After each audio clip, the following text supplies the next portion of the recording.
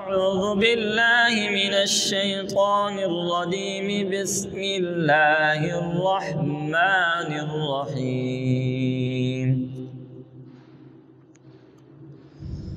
والطور وكتاب مسطور في رق منشور والبيت المعمور والسقف المرفوع والبحر المسجور. إن عذاب ربك لواقع ما له من دافع يوم تمور السماء مورا وتسير الجبال سيرا فويل يومئذ للمكذبين الذين هم في خوض يلعبون. يوم يدعون إلى نار جهنم دعا هذه النار التي كنتم بها تكذبون. أفسحر هذا أم أنتم لا تبصرون. اصلوها فاصبروا أو لا تصبروا سواء عليكم إنما تجزون ما كنتم تعملون.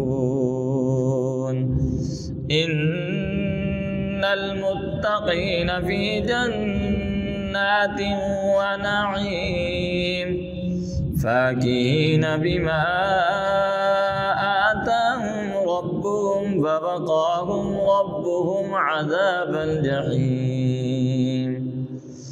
كلوا واشربوا هنيئا بما كنتم تعملون متكئين على سرر مصفوفة وزوجناهم بحور عين. والذين آمنوا واتبعتهم ذريتهم بإيمان ألحقنا بهم ذريتهم وما ألتناهم من عملهم من شيء كل امرئ بما كسب رهين. وأمددناهم بفاكهة ولحم مما يشتهون يتنازعون فيها كأسا لا لغو فيها ولا تأثيم ويطوف عليهم غلمان لهم كأنهم لؤلؤ مكنون. وأقبل بعضهم على بعض يتساءلون قالوا إنا كنا قبل في أهلنا مشفقين فمن الله علينا ووقانا عذاب السموم إنا كنا من قبل ندعوه إنه هو البر الرحيم. فذكر فما أنت بنعمة ربك بكاهن ولا مجنون. أم يقولون شاعر نتربص به ريب المنون. قل تربصوا فإني معكم من المتربصين. أم تأمرهم أحلامهم بهذا أم هم قوم طاغون. أم يقولون تقبله بل لا يؤمنون. فليأتوا بحديث مثله إن كانوا صادقين.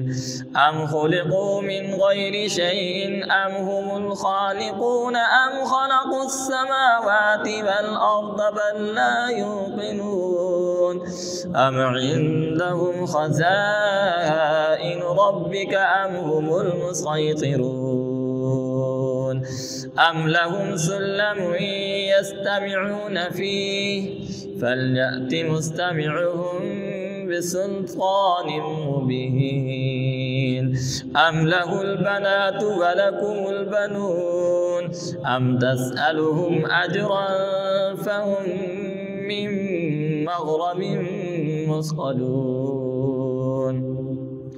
أم عندهم الغيب فهم يكتبون أم يريدون كيدا فالذين كفروا هم المكيدون أم لهم إله غير الله سبحان الله عما يشركون وإن يروا كسفا من السماء ساقطا يقولوا سحاب مركوم فذرهم حتى يلاقوا يومهم الذي فيه يصعقون يوم لا يغني عنهم كيدهم شيئا ولا هم ينصرون وإن للذين ظلموا عذابا دون ذلك ولكن أكثرهم لا يعلمون واصبر لحكم ربك فإنك بأعيننا وسبح بحمد ربك حين تقوم ومن الليل فسبحه وإدبار النجوم